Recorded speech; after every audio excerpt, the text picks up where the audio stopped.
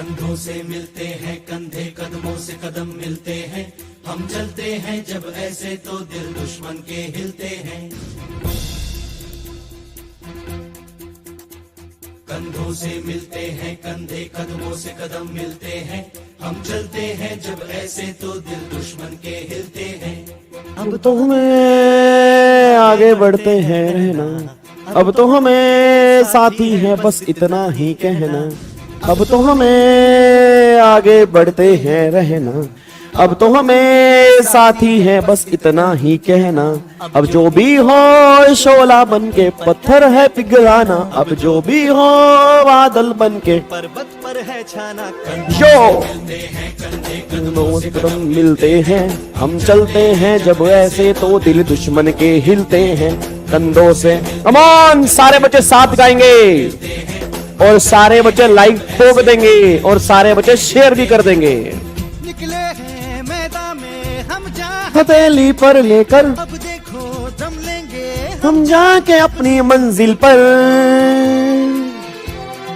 कमान कमान कमान कमान कमान, ठोक दो सारे बच्चे लाइक का बटन और शेयर कर दो हर जगह पे। के खेलना इतनी तो हमें हिम्मत है, मौत की इतनी तो हम में ताकत है। सरहदों के वास्ते कमान वीजियो, हम दुश्मनों के वास्ते यार है यार है। अब जो भी हो शोला बन के पत्थर है पिघलाना, अब जो भी हो बादल बन के पर्वत पर है छाना। कंधों से मिलते हैं कंधे, कदमों से कदम मिलते हैं, हम चलते हैं जब ऐसे दिल दुश्मन के हिलते हैं।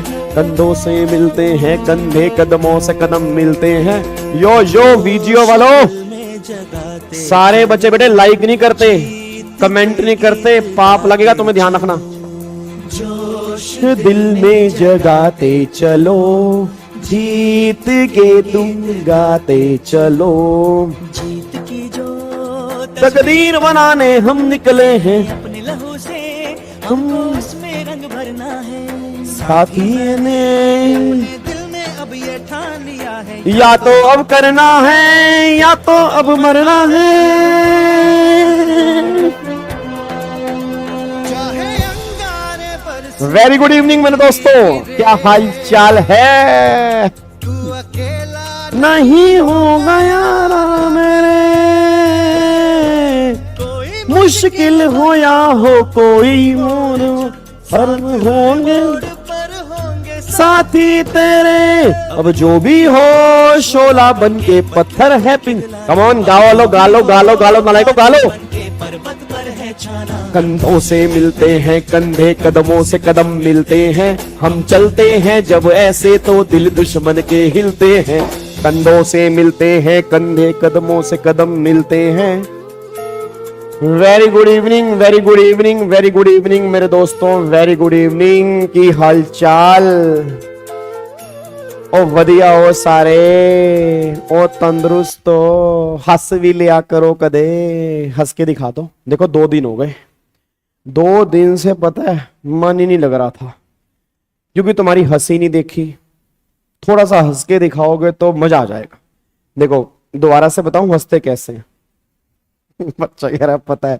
हाँ तो हंसो ना, स्माइल लेके आओ, थोड़ी सी और, थोड़ी सी, हाँ थोड़ी सी। ओ माय गॉड, चलो बहुत बढ़िया बहुत बढ़िया। Very good evening Shreyas, very good evening Siddhi, very good evening Harsh, very good evening Suraj, very good evening Abhay, very good evening Tushar, very good evening Divyansh, very good evening Rohit, Jaspreet, उसके बाद आर्ची। ओए होए होए होए होए होए भाई साहब, यूट्यूब भी तुम हैंग कर देते हो, हैंग।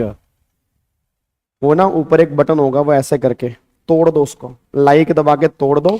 और बेटे आज की वीडियो में खत्म होने के बाद जैसे मैं 10 मिनट बाद देखूं, कम से कम 500 प्लस कमेंट आने चाहिए। तुम्हारा बैच जो 12 क्लास हमारी हो चुकी है, तुम्हारी कैसी चल रही है मुझे बताना, इस बैच की खासियत, तब मुझे पता लगेगा तुम्हारे पल्ले भी पड़ रहा है नहीं पड़ रहा है। जी सर एक बात बताओ, आपके कॉपीराइट नहीं आता क्या? भाई अब तुम्हारे लिए गाने चला रहा हूं, कॉपीराइट हर वीडियो पे आया हुआ है, 1 रुपया नहीं कमा रहा, अब उसमें भी तुम्हें दिक्कत है। मतलब तो तुम्हारे लिए गाना चला रहा हूं कि तुम मोटिवेट हो जाओ, और फिर तुम कह रहे हो कॉपीराइट नहीं था। हर वीडियो पे कॉपीराइट है। कॉपीराइट क्लेम है हर वीडियो के ऊपर। मेरी वीडियो पे जो भी गाना मतलब जो भी वो आती है ना, एड वेड आती है, उसके 1 रुपया मुझे नहीं मिलता। बस सिर्फ किस लिए कि तुम पहले 5 मिनट के अंदर जोश से भर जाओ, सिर्फ इस पर्पस के लिए। ठीक है जी, चलो आ जाओ मेरे दोस्तों, फटाफट से आ जाओ जी। अब भाई साहब एक बार फटाफट से आ जाओ। अब बिल्कुल भी टाइम वेस्ट ना करते हुए, सारे के सारे बच्चे इस टाइम लाइव आ चुके हैं। तो आज हमें स्टार्ट करनी है क्लास नंबर 12 और आज हमें अपना चेक पॉइंट नंबर 1 स्टार्ट करना है। ठीक है जी। बच्चा कह रहा है पैसा बहुत है गाब्बे के पास। गाब्बे के पास पैसा तो नहीं है, इज्जत गाब्बे ने कमाई है, बस तुम्हारा प्यार कमाया है, तुम्हारे प्यार की वजह से यार गाब्बा है। जो भी नेम फेम दुनिया में यार बच्चे जानते हैं ना, ये सब तुम्हारी वजह से जानते हैं। जो तुम ढिंडोरा पीटते हो बाहर जाके, भाई गाब्बा सर गाब्बा सर, तुम्हारी वजह से ही बच्चे मेरे को जानते हैं और कुछ नहीं है जी, बस। ठीक है जी, आ जाओ। हाँ हाँ, वीजियो वीजियो, बिल्कुल वीजियो। वीजियो का मतलब बताएंगे सारे बच्चों को, मैं जल्दी बता दूंगा यार। मैं ऐसे नहीं, अन्याय नहीं कर सकता किसी के साथ कि वीडियो का मतलब किसी को ना बताऊं। पक्का बताऊंगा, आने वाले 2-3 क्लास में इसका सस्पेंस हम खत्म कर देंगे, वीडियो का मतलब क्या। बट एक बार पहले मैं बता दूं, इनकम टैक्स की समरी बुक मैंने लॉन्च कर दी है। इनकम टैक्स की समरी बुक आपके टेलीग्राम चैनल के ऊपर भी है, आपके व्हाट्सएप ग्रुप पर भी डाल दी। उस इनकम टैक्स की समरी बुक से आप रिवीजन कर सकते हो।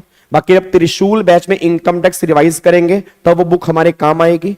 और क्वेश्चन बैंक में डेली बेस पे डाल रहा हूं, 4 चैप्टर के जीएसटी के क्वेश्चन मैं डाल चुका हूं। होपफुली आज रात को 2 चैप्टर के क्वेश्चन बना के मैं और डाल दूंगा, तो 6 चैप्टर आपके पास आ जाएंगे। बस ये पर ध्यान दो। ठीक है नी। और बाकी कल सुबह 7:45 पे आप सब जानते हो, अगर किसी बच्चे को भी capital gain, PGBP, other source में थोड़ी सी भी दिक्कत है, ये अगर आपको लगता है सर ये चैप्टर मेरे को समझ में नहीं आते, तो बस एक बार आप कल 7:45 पे सुबह आ जाना। आपको मैं बता रहा हूं, हर क्लास के बाद आप दीवाने हो जाओगे। आपको फील होगा कि इनकम टैक्स को पढ़ते कैसे हैं, किस तरह से एनालाइज करते हैं, किस तरह से इंटरलिंकिंग होती है। बहुत मजा आएगा। आपके खून खून में इनकम टैक्स निकाल के भेज दूंगा, ये मेरा आपसे वादा है। ठीक है जी। बट वो मेरा रेगुलर बैच है, ऑब्वियस ही बात है, वो रिवीजन क्लास नहीं है, तो वो जैसे ही खत्म होगी वो प्राइवेट हो जाएगी। उसके लिए मैं आपसे पहले ही माफी चाहूंगा। त्रिशूल बैच में इनकम टैक्स जब रिवाइज करेंगे उसमें कोई दिक्कत नहीं है, वो सारा यूट्यूब पे पब्लिक रहेगा, उसमें भी अच्छे से रिवीजन होगी। बट ऑब्वियस ही बात है, रेगुलर बैच और रिवीजन क्लास में कुछ तो थोड़ा बहुत फर्क होता ही है। ठीक है जी, चलो अब एक बार सारे के सारे बच्चे फटाफट से आ जाओ जी, आ जाओ जी। अरे शिवालिक गुप्ता साहब, आप कल आ जाना। कैपिटल गेन क्या, तुम्हें PGBP, capital gain, other source तुम्हारे खून में ना मिक्स कर दिया तो फिर मेरे को कह देना सर गाबा सर पढ़ाने का मजा ही नहीं आया आपसे। ठीक है जी, तुम एक बार बस कल सुबह पहुंच जाना बस टाइम से। ठीक है, आ जाओ मेरे बच्चों। हेलो भाई साहब, इधर देखो ध्यान से। अब एक बार फटाफट से बताओ, लास्ट क्लास में हमने टोटल जीएसटी के 13 चेक पॉइंट किए थे। हाँ जी, लास्ट क्लास में टोटल मिला के जीएसटी के हमने 13 चेक पॉइंट किए थे। एक बार फटाफट से रिकॉल करते हैं वो 13 चेक पॉइंट हमारे कौन कौन से थे। सबसे पहले मैंने कहा था कि हम ये चेक करेंगे कि कोई भी एलिमेंट जो है वो गुड्स और सर्विस की डेफिनेशन में कवर है या नहीं है। सेकंड हमने कहा था कि वो चेक करेंगे कि वो सप्लाई की डेफिनेशन में कवर है या नहीं है। थर्ड मैंने कहा था कि हम ये चेक करेंगे उसकी place of supply taxable territory में है या नहीं है। फोर्थ मैंने कहा था कि हम ये चेक करेंगे वो टैक्सेबल पर्सन वाली कैटेगरी में कवर है या नहीं है। पांचवा मैंने कहा था कि हम ये चेक करेंगे कि वो एग्जम्पशन में कवर है या नहीं है। अगर वो इन पांचों में कहीं पर भी कवर हो जाता है तो फिर तो भैया उसके ऊपर जीएसटी की बातें हम छोड़ सकते हैं। मतलब अगर मान लो वो गुड्स और सर्विस की डेफिनेशन से बाहर हो गया तो जीएसटी नहीं लगेगा। अगर सप्लाई से बाहर हो गया तो जीएसटी नहीं लगेगा। अगर प्लेस ऑफ सप्लाई इंडिया से बाहर चला गया तो भी नॉर्मली वहां पे जीएसटी नहीं लगेगा।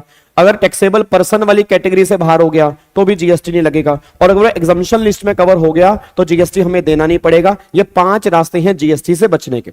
फिर मैंने कहा था कि अगर इन पांचों गेट में कहीं पर भी कवर नहीं होता तो जीएसटी लेविड एंड कलेक्टेड। याद करो चेक पॉइंट नंबर 6। सारे के सारे बच्चे आंसर देंगे भाई साहब। सीधे ऐसे बैठना नहीं है आपने, मैं आपको बता रहा हूं। 1 घंटा ना भाई साहब आपके अंदर एक एनर्जी अलग ही होनी चाहिए। घर वाले भी बोले कि हमारा बच्चा 1 घंटे में पागल हो जाता है भाई साहब, वो पागल डिक्लेयर कर दें। और ध्यान रखना, पागलों ने ही दुनिया बदली है। तो 1 घंटे में तुम्हारे घर वाले ये बिलीव ही ना करें कि तुम भाई साहब ऐसे भी बन सकते हो। इतनी तरह से पार्टिसिपेट आपने करना है जी।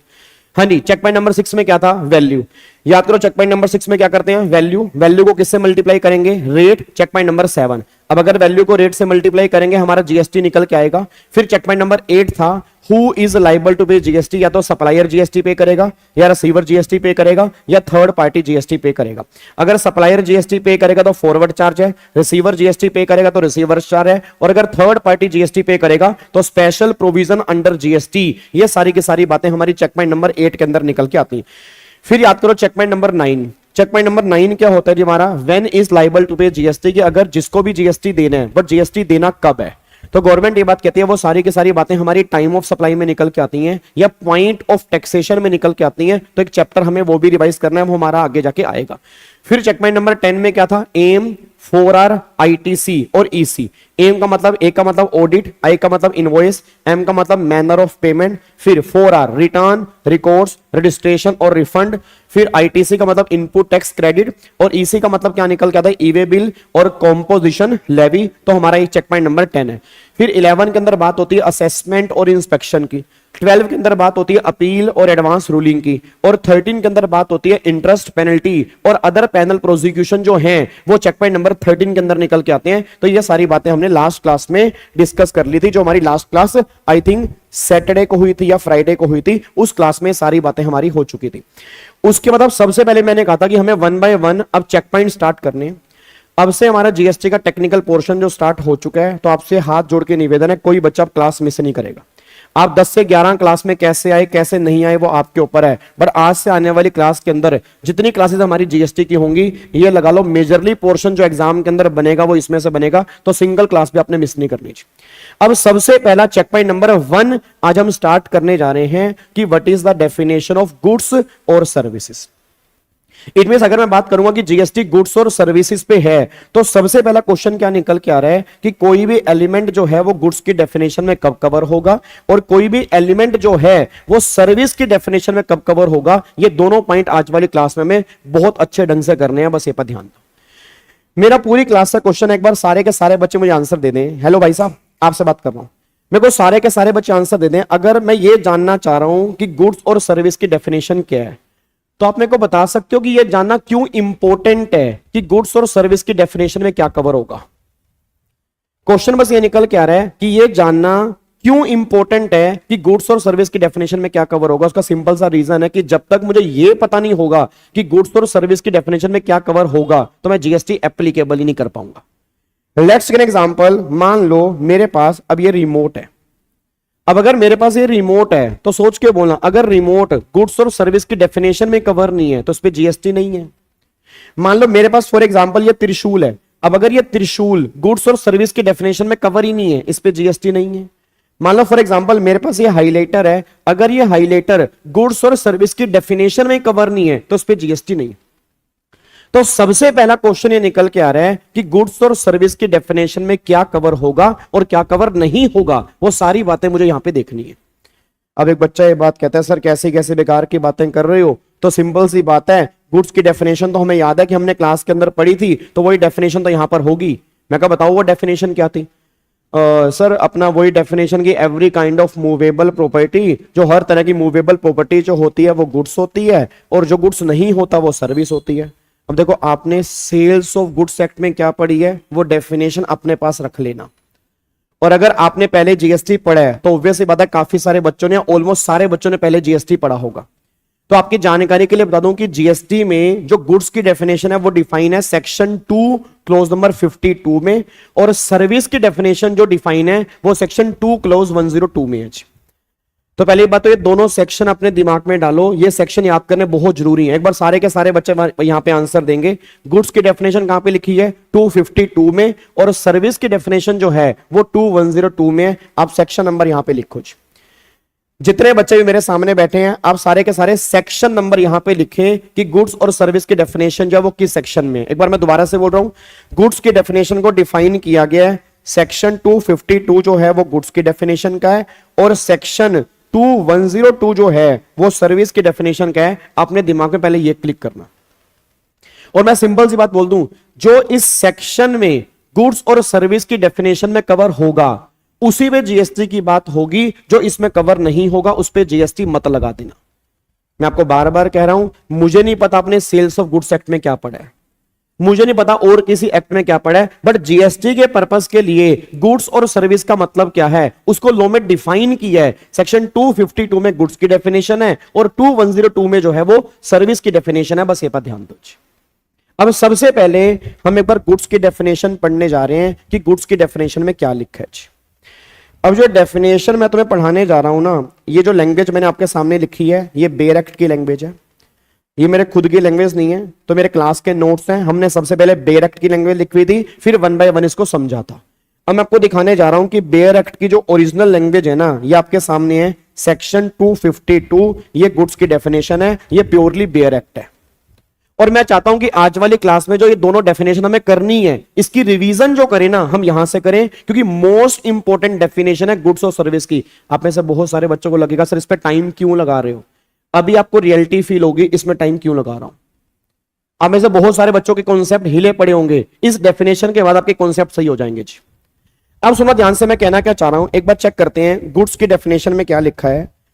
तो सेक्शन 252 वो बात कर रहा है गुड्स की। बहुत ध्यान से पढ़ना, यहां पे क्या लिखा है, गुड्स इंक्लूड्स लिखा है या गुड्स मींस लिखा है। पहले तो मेरे को ये बताओ गुड्स मींस लिखा है या गुड्स इंक्लूड्स लिखा है।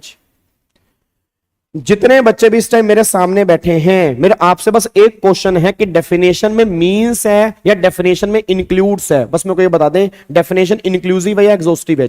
एग्जॉस्टिव है, मतलब गुड्स मींस की बात हो रही है, गुड्स इंक्लूड्स की बात नहीं हो रही।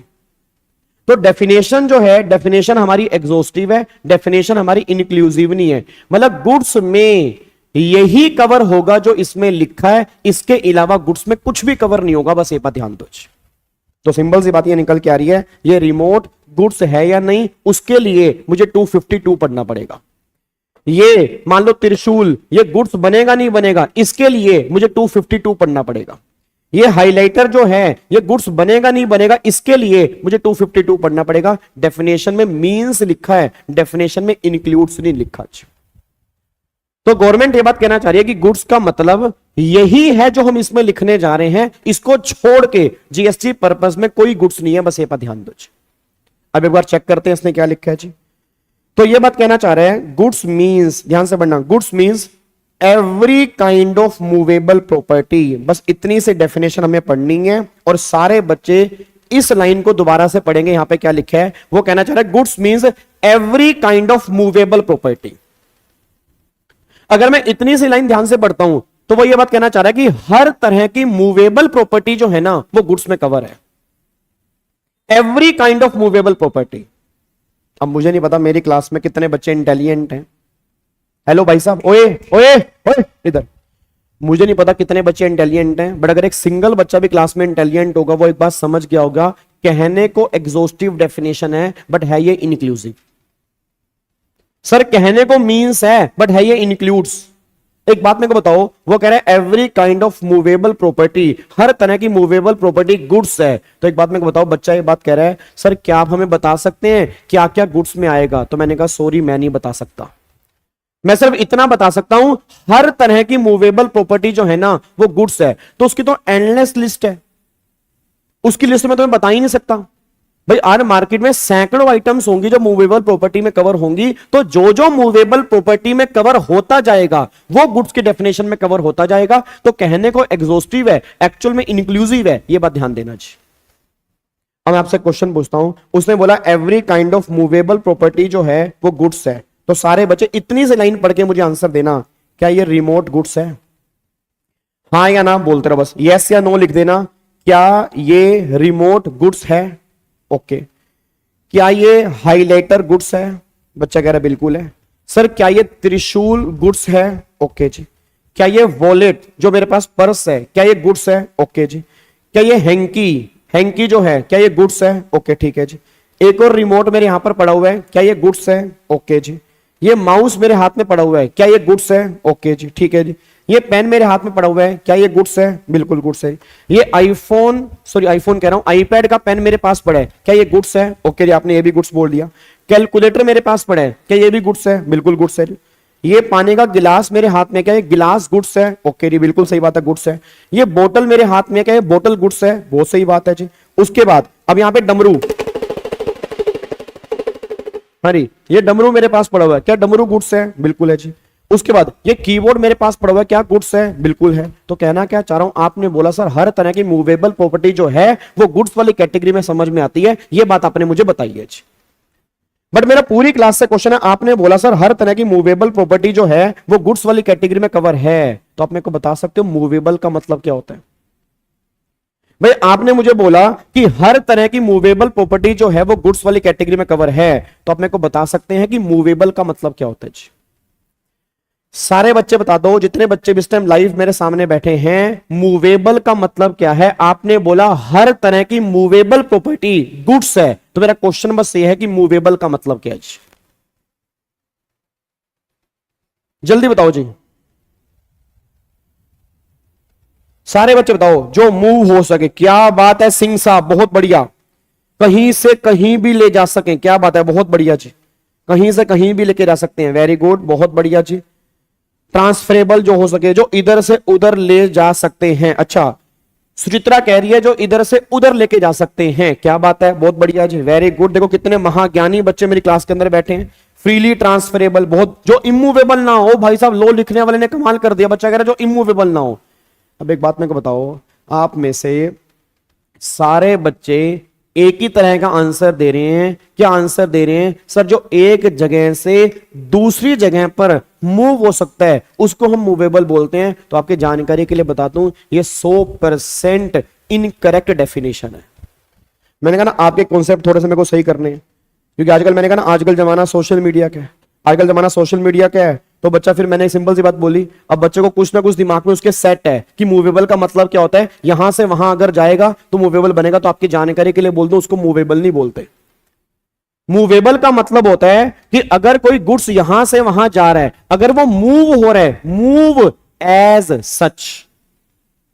मूव एज सच का मतलब क्या है कि अगर कोई गुड्स जैसा है, अगर वैसे का वैसा अगर मूव हो रहा है, तब मूवेबल वाली कैटेगरी में कवर करोगे। उसको मूव करने के लिए अगर डिसमेंटल करना पड़ रहा है तो मूवेबल वाली कैटेगरी में कवर नहीं होगा। बस ये बात ध्यान दो। सिंपल सी बात ये निकल के आ रही है, आज अगर कोई प्रॉपर्टी यहां से वहां जा रही है विदाउट डिसमेंटलिंग, अगर वो इजीली ट्रांसफरेबल है, उसको यहां से वहां लेके जाने के लिए डिसमेंटल नहीं करना पड़ेगा, तो मूवेबल में कवर होगा। बस इट मींस अगर कोई प्रॉपर्टी विदाउट डिसमेंटलिंग यहां से वहां मूव ही नहीं हो सकती ना, उसको मूवेबल वाली कैटेगरी में कवर नहीं करेंगे। अब एक बात मेरे को बताना, आप में से काफी सारे बच्चे बड़े बड़े मॉल्स में शॉपिंग करने कभी गए होंगे, तो बड़े बड़े मॉल्स में सेंट्रलाइज एसी लगे होते हैं। तो सोच के बताना, सेंट्रलाइज एसी जो लगे होते हैं, क्या उस सेंट्रलाइज एसी को विदाउट डिसमेंटलिंग आप मूव कर सकते हो? Answer is no. उसको डिसमेंटल करना जरूरी है, तो मूवेबल वाली कैटेगरी में कवर नहीं है। और अगर बड़ी बड़ी फैक्ट्री में बड़ी बड़ी मशीनें लगी हैं जो आपकी अर्थ से कनेक्टेड हैं, जो इतने बड़े बड़े नट बोल्ट उनको कनेक्ट करते हैं, अगर नट बोल्ट ओपन करोगे तब मशीन यहां से वहां ट्रांसफर होगी, तो मूवेबल वाली कैटेगरी में कवर नहीं है। तो अपने दिमाग में क्लैरिटी लेके आओ कि मूवेबल का मतलब ये बिल्कुल भी नहीं होता कि एक जगह से दूसरी जगह पर जो सामान जा सकता है वो मूवेबल है। Answer is no. एक जगह से दूसरी जगह पर जो सामान एज सच जा सकता है तब मूवेबल वाली कैटेगरी में कवर होगा, नहीं तो मूवेबल वाली कैटेगरी में कवर नहीं होगा जी। आज अगर फैन है, मुझे कहीं पर भी फैन लेके जाना है, विदाउट डिसमेंटलिंग जा सकता है, तो फैन मूवेबल है। आज अगर एसी है, एसी विदाउट डिसमेंटलिंग जा सकता है, तो मूवेबल है। एक बच्चा कहता है यार गाबा सर क्या बेकार की बात कर रहे हो, मेरे घर का तो वो गेट ही 1 फीट का है, तो हमें तो वैसे अधकवारी की गुफा की तरह ऐसे करके बाहर निकलना पड़ता है, तो वहां से तो फैन जा ही नहीं सकता, तो वो डिसमेंटलिंग जरूरी है। तो ऐसे तो अगर आप कहोगे मैं अपने घर का सारा गेट बंद करवा लेता हूं, उसमें से पेन भी नहीं निकलेगा, तो फिर तो पेन भी मूवेबल नहीं हुआ, फिर तो पेन भी तोड़ तोड़ के बाहर घुसाना पड़ेगा। नालायकों वाली बातें। भाई क्या वो विदाउट डिसमेंटलिंग जा सकता है? नहीं जा सकता। क्वेश्चन ये है, सेंट्रलाइज एसी जा ही नहीं सकता, ठीक है ना। बड़ी बड़ी मशीनें जा ही नहीं सकती, उसको डिसमेंटल करना ही पड़ेगा, वहां डिसमेंटलिंग मैंडेटरी है। अब तुम अगर कहो कि मेरे घर का तो गेट ही नहीं है, मैं तो वो इतने से वो छेद में से बस देखता हूं कि बाहर निकलूं ना निकलूं, तो फिर तो हर चीज भाई, फिर हर चीज मूवेबल बनी नहीं सकती फिर तो। और एक बच्चा कह रहा है सर डिसमेंटलिंग का मतलब क्या होता है? डिसमेंटलिंग का मतलब होता है उसको डिटैच करना। डिसमेंटलिंग का मतलब होता है उसको अलग अलग करना। तो फैन अगर वहां से यहां लेके जाना है तो बिना अलग किए भी लेके जा सकते हैं। अगर एसी यहां से वहां लेके जाना है बिना अलग किए भी लेके जा सकते हैं। क्या बात मेरी समझ में आ रही है? तो पहले दिमाग में क्लैरिटी लेकर आओ। अब सारे बच्चे मेरे को यहां पर बोलेंगे, सारे के सारे बच्चे मेरे को यहां पर बोलेंगे, हाँ जी भाई साहब, हेलो, ओ ओए इधर देख ले भाई, इधर इधर, बहुत काम की बात चल रही है। मैंने कहा ना जो आज तक आपने समझा है, जो और तुम समझोगे रिवीजन क्लास के अंदर ही, कमाल हो जाएगा तुम्हारे साथ। मेरे को सारे बच्चे फटाफट से बोल दो मूवेबल का मतलब क्या है। ये मत बोल देना यहां से वहां मूव होगा, कैसे बोलोगे? यहां से वहां अगर मूव हो रहा है एज सच, अगर मूव हो रहा है तो मूवेबल वाली कैटेगरी में कवर होगा, नहीं तो मूवेबल वाली कैटेगरी में कवर नहीं होगा जी। अब एक बात मैं और बता दूं जी, एक बात मैं आपको और बता दूं जी। मेरा पूरी क्लास से क्वेश्चन है, बच्चा कह रहा है कि सर मूवेबल का मतलब है जो सामान हम एज सच मूव कर सकते हैं उसको हम मूवेबल वाली कैटेगरी में कवर करेंगे। मैं आपसे एक क्वेश्चन पूछता हूं, आप मुझे उसका आंसर देना। मेरी छोटी छोटी बीवी है, मेरे घर में छोटे छोटे बच्चे हैं, तो मेरी वाइफ ने मुझसे पूछा, ए जी सुनते हो क्या खाओगे, कल नाश्ते में क्या बनाऊं? मैं कहा ऐसा करो आप ना ब्रेड मंगा लो, या ब्रेड मैंने अभी मंगाए थे तो सैंडविच ले जाऊंगा मैं, सुबह सुबह का टाइम है तो सुबह मेरी 7:45 पे क्लास होती है तो मैं सैंडविच खा लूंगा। तो मेरी वोटी ने बोला चलो ठीक है, मैं अपना जो ब्रेड है वो ले आऊंगी जी। तो वो लाना भूल गई तो मैं क्लास के बाद फिर अपना घर गया जी। सर एज सच में फैन तो नहीं कवर है। भाई कवर है यार, कैसी बातें कर रहे हो भाई, एज सच में फैन नहीं जा सकता क्या? ये तो सबसे बड़ी प्रॉब्लम है। कई बार हमें चीजें समझ में आ जाती हैं और हमें लगता है हमें समझ में कैसे आ गई। क्या फैन एज सच में मूव नहीं हो सकता क्या? क्या उसके पर तुम्हें अलग करने ही पड़ेंगे क्या? वो पर तुम अपनी अलग करते हो, उसके जो अलग है वो अलग करते हो, किस लिए? अपनी कन्वीनियंस के लिए। ये तो फैन एज सच मूव हो सकता है। आज अगर हमारे इंस्टीट्यूट में अगर बेंचेस पड़े हैं तो बेंचेस एज सच मूव हो सकते हैं, उसको बाहर लेके जाने के लिए अपनी कन्वीनियंस के लिए हम उसको अलग कर देते हैं। बट सेंट्रलाइज एसी तो एज सच मूव ही नहीं हो सकता ना। तो जो चीज एज सच मूव हो ही नहीं सकती, जहां डिटैच करना, जहां डिसमेंटल करना मैंडेटरी है, उसको गवर्नमेंट कह रही है मूवेबल नहीं है, फिर वो इमूवेबल वाली कैटेगरी में कवर होगा। बस ये पर ध्यान दो। जैसे घरों की छतों पे टेलीकॉम टावर लगे होते हैं, अब जो इतने बड़े बड़े टेलीकॉम टावर लगे हैं तो टेलीकॉम टावर में हनुमान जी तो हूं नहीं कि टेलीकॉम टावर ऐसे करके मैं वहां से भाई साहब टेलीकॉम टावर उठा के ले जाऊंगा। Answer is no. Telecom tower मुझे डिसमेंटल करना पड़ेगा। तो टेलीकॉम टावर जो है वो क्या है? इमूवेबल है। चलो इतना टाइम नहीं लगाते क्योंकि अब रिवीजन क्लास है, पता लगे रेगुलर बैच में कन्वर्ट हो जाए। तो सिर्फ इतना समझ लो, समझ में आ गया तो अच्छी बात है, नहीं तो दिमाग में ये लेके चलो जो आज तक था कि भाई यहां से वहां अगर मूव हो रही है, बस एक वर्ड जोड़ देना एज सच, तो मूवेबल वाली कैटेगरी में कवर होगी। अब क्या हुआ कि अपना, ठीक है, अब क्या हुआ कि अपना मैं ब्रेड लेने के लिए गया। अब जब ब्रेड लेने के लिए गया तो मैंने क्या किया, गलती से ना उसकी एक्सपायरी डेट देख ली, गलती से ही देख ली, क्योंकि नॉर्मली तो हम देखते नहीं, हम तो उठा के ले आते हैं। अब गलती से एक्सपायरी डेट मैंने देख ली तो उसमें लिखा हुआ था एक्सपायरी ऑन 22 ऑफ सितंबर। आज 23 तारीख है, 22 तारीख को उसकी एक्सपायरी थी, 22 तारीख एक्सपायरी थी, आज 23 तारीख है और ब्रेड उसकी दुकान पे पुराना पड़ा हुआ था। मैं बस एक बात जानता हूं आपसे, मेरा पूरी क्लास का क्वेश्चन है, क्या ये ब्रेड मूवेबल प्रॉपर्टी है या नहीं है?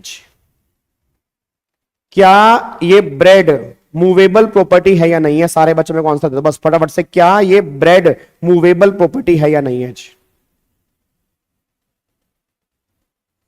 क्या ये जो ब्रेड है क्या मूवेबल प्रॉपर्टी है या नहीं? मेरा पूरी क्लास से बस इतना सा क्वेश्चन है, क्या ब्रेड जो है वो मूवेबल प्रॉपर्टी है या नहीं? हाँ या ना में आंसर दो जी, यस या नो। बहुत बढ़िया जी, वेरी गुड, जबरदस्त। अब मैं कह रहा हूं भाई साहब, बच्चे हो तो त्रिशूल बैच जैसे हो, बच्चे हो ही ना।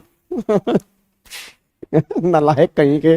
इधर सुनो ध्यान से, तो जो ब्रेड मैं लेकर आया हूं ना, आपको बता दूं ये मूवेबल प्रॉपर्टी नहीं है। जो रेगुलर बैच वाले बच्चे होंगे उनको पता होगा, मैंने क्लास में कहा था कि मूवेबल प्रॉपर्टी की 2 कंडीशन होती हैं। पहली बात मूव एज सच होना चाहिए, और दूसरी बात वो गुड्स मार्केटेबल भी होना चाहिए। इट मींस अगर वो गुड्स मार्केटेबल नहीं है ना, अगर वो गुड्स मार्केटेबल नहीं है तो मूवेबल वाली कैटेगरी में कवर ही नहीं है, वो गुड्स वाली कैटेगरी में कवर ही नहीं होगा जी। तो 2 कंडीशन सबसे मेरे यहां पे निकल के आ रही हैं। पहली बात मूव एज सच हो, दूसरी बात वो मार्केटेबल भी हो। अगर ये दोनों कंडीशन सेटिस्फाइड हैं तब जाके वो गुड्स वाली कैटेगरी में कवर होगा, नहीं तो गुड्स वाली कैटेगरी में कवर नहीं होगा जी। अब एक बात मेरे को बताओ, क्या ये ब्रेड मार्केटेबल है? नहीं। क्या ये ब्रेड मार्केट में बिक सकता है? जब मार्केट में बिक ही नहीं सकता तो भाई साहब ये मूवेबल गुड्स वाली कैटेगरी से बाहर आ गया, इस पे जीएसटी की बातें नहीं होंगी। बट हां, एक बच्चा बोले सर मैं इस ब्रेड को यूज कर सकता हूं सर, मैं एक्सपायरी भी खा लेता हूं, मुझे कुछ नहीं होता सर, ये कहने की बात है, 22 तारीख लिखी हुई है, हमने कई बार 24 तारीख को भी ब्रेड खाया, बात तो उसकी सही है बिल्कुल। ऐसा नहीं है कि अगर एक्सपायरी 22 की है तो जैसे ही रात के 12 बजेंगे एक्सपायरी खत्म 23 तारीख को इंसान ही मर जाएगा, ऐसा नहीं होता भाई साहब। कई बार लोग 5-5 दिन पुरानी चीजें खाती हैं, इंसानों को कुछ होता नहीं। एक्सपायरी का मतलब क्या होता है कि 100% एफिशिएंसी यहां तक है, इसके बाद इसकी क्वालिटी धीरे धीरे कम होना स्टार्ट हो जाएगी। अब अगर मान लो कोई एक बंदा आ गया कह रहा मैं लेने को तैयार हूं जी, आप बताओ कितने का ब्रेड दोगे? हेलो भाई साहब, ओए ओए इधर इधर, ओ भिंडी कलर के बच्चे इधर, ब्रेड कितने का देगा? सामने वाला दुकानदार कह रहा है एक्सपायरी हो गया है, वैसे 50 रुपए का है, ला 30 रुपए का ब्रेड ले ले। मैंने 30 रुपए दिया और ब्रेड ले लिया, क्या मार्केटेबल बन गया? यस। अब ये गुड्स वाली कैटेगरी में कवर हो जाएगा, बस ये पर ध्यान दो। तो मार्केटेबल का मतलब ये होता है कि अगर सिंगल बायर भी मार्केट में है, सिंगल बायर भी, अगर सिंगल बायर भी मार्केट में है तो वो मार्केटेबल है। यार एक बात मेरे को बताओ, जब तुम मार्केट में सब्जी लेने जाते हो, हेलो भाई साहब, जब तुम मार्केट में सब्जी लेने जाते हो, जो टमाटर तुम्हें गले हुए दिख रहे हैं, तुम उस टमाटर को छोड़ के आते हो, वो तुम्हारे लिए मार्केटेबल नहीं है, बट तुम्हारे जाने के बाद एक होटल वाला आएगा, भाई साहब गाबा सर लव यू, मेरे बच्चे लव यू 2 3 4 5 6, बट मेरे बच्चे यार 40 रुपए देने का क्या फायदा, मोमोज की एक प्लेट आएगी। भाई मत यार, ऐसे मत किया करो यार। देखो पैसे ना तुम्हारे पापा के हैं, जिस दिन तुम कमाओगे ना उस दिन भी मुझे मत देना, उस दिन उनको दे देना। मेरे को ना अच्छा नहीं लगता, मेरे को ना कुछ चीजें मेरी डिक्शनरी से बाहर हैं। और जो बच्चों को पता है, एक तो ये भगवान कहना, ये गॉड इंडियाज बेस्ट, ये मत क्या करो, इसमें ना अपमान लगता है मुझे। आप ये क्या करो सर, आपका पढ़ाया हमें समझ में आ रहा है, बस ये बेस्ट वेस्ट की उपाधि देना छोड़ दो यार, ये भगवान की उपाधि देना छोड़ दो, ये ना भगवान का भी अपमान हो जाता है। ये तुम्हारा प्यार है, तुम दर्शाते हो, आप ये बोल दिया करो सर हमारा तुम्हारे साथ ना कनेक्शन बैठ गया है, हमारा तुमसे प्यार हो गया है, हम तुम्हारे बिना रह नहीं सकते, ऐसी ऐसी बातें लिख दिया करो कि हमारे तुम्हारी क्लास की ना एडिक्शन सी लग गई है, वो बातें जायज हैं, ठीक है ना, वो थोड़ा सा मेरे को अजीब सा लगता है। तो आपकी बात मैं कर रहा था कि अब एक बात बताओ, जो उस रेडी पे टमाटर पड़े हैं, तो सारे बच्चे बोल देना उस रेडी पे जो टमाटर पड़े हैं, क्या तुम्हें लग रहा है वो टमाटर नहीं बिकेंगे? बिकेंगे। तुम्हारे जाने के बाद होटल वाला आएगा, रेस्टोरेंट वाला आएगा, सारे गले हुए टमाटर 2 रुपए किलो में लेके जाएगा और कल तुम्हें ही सूप पिलाएगा। अब तुम्हें सुनने में अजीब लग रहा होगा, बट आज कई होटल मेरे वाले जान पहचान के हैं, वो खुद ये बात बोलते हैं कि भाई साहब आप अगर तो उनकी रसोई में चले जाओ, आप वही टमाटर देखोगे जो टमाटर आप छोड़ के आए थे जी। अब वही सब्जी देखोगे जो सब्जी आप छोड़ के आए थे, और रात को होटल वाले आते हैं और जो तुम सूप पी के कहते हो ना, आहा, तो वो उसी टमाटर का सूप है जो तुम्हें अच्छा लग रहा है। तो मार्केटेबल का मतलब क्या है? अगर सिंगल बायर भी मार्केट में है ना तो वो गुड्स मार्केटेबल है, बस ये पर ध्यान दो। अब हम इतना ही डेप्थ लेके चलते हैं, बस अब कंक्लूड करने जा रहा हूं। सारे बच्चे बोल दो कंक्लूड करो। अब आई थिंक आपके दिमाग में और अच्छे से क्लैरिटी होगी जो आज तक नहीं बनी थी। तो सारे बच्चे बोल दो गुड्स की डेफिनेशन बताओ, सारे बच्चे दोबारा से। हाँ जी, गुड्स की डेफिनेशन बताओ सारे के सारे बच्चे। गुड्स की डेफिनेशन क्या निकल के आ रहा है? Goods means every kind of movable property. Movable का मतलब क्या है? एज सच मूव होनी चाहिए, साथ में मार्केटेबल होनी चाहिए। अगर ये दोनों कंडीशन सेटिस्फाइड हैं तो गुड्स वाली कैटेगरी में कवर करेंगे, नहीं तो गुड्स वाली कैटेगरी में कवर नहीं करेंगे। बस ये बात ध्यान दो। यहां तक क्लियर है? पक्का पक्का। चलो अब थोड़ा सा आगे बढ़ते हैं। अब थोड़ा सा हम आगे बढ़ते हैं। तो वो ये बात कहना चाह रहा है goods means every kind of movable property. अब उसने बोला अदर देन। मेरे को सारे बच्चे बोल दो अदर देन का मतलब क्या है? अब जो भी अदर देन के आगे लिखा होगा क्या वो गुड्स में कवर होगा नहीं होगा? कम ऑन यार, सारे बच्चे मेरे को फटाफट से आंसर दे दो। क्या जो अदर देन के आगे लिखा हो रहा है, क्या कहने लग रहा है भाई? ये जो लिखा है अदर देन के आगे के उसके गुड्स में कवर करेंगे नहीं करेंगे? इसके अलावा। अच्छा, इसके अलावा का मतलब क्या है? जल्दी बोलो, इसके अलावा का मतलब क्या है? कि क्या ये गुड्स में कवर होगा या गुड्स में कवर नहीं होगा? गुड्स में कवर नहीं होगा। अब सारे बच्चे बोल दो मुझे नहीं पता आगे क्या लिखा है भाई, मेरे को नहीं पता, मेरे को पता ही नहीं आगे क्या लिखा है। बट जो भी आगे लिखा है क्या वो गुड्स है या नहीं है? कम ऑन अर्पिता, किरण, शिवाली बताओ ना, जो आगे लिखा है क्या वो गुड्स में कवर है या नहीं है? नहीं है। अच्छा, अगर वो गुड्स में कवर नहीं है तो क्या उस पर जीएसटी लगेगा? सारे बच्चे बोल दो, वो अगर गुड्स में कवर नहीं है तो क्या उस पर जीएसटी लगेगा? क्या बोल दो मेरे नौने मोने भिंडी कलर के बच्चों, बोल दो, अगर वो गुड्स में कवर नहीं है तो क्या उस पर जीएसटी लगेगा? क्या यस या नो? क्या उस पर जीएसटी लगेगा नहीं लगेगा? यही तुमने गलती कर दी, बस तुमने कह दिया नहीं लगेगा, यही तुम पकड़ में आ गए, यही तुमने गलती की है। आपको यह कहना चाहिए था सर लगेगा या नहीं लगेगा वो डिपेंड करता है कि सर्विस की डेफिनेशन से भी अगर बाहर हो गए तब जीएसटी नहीं है।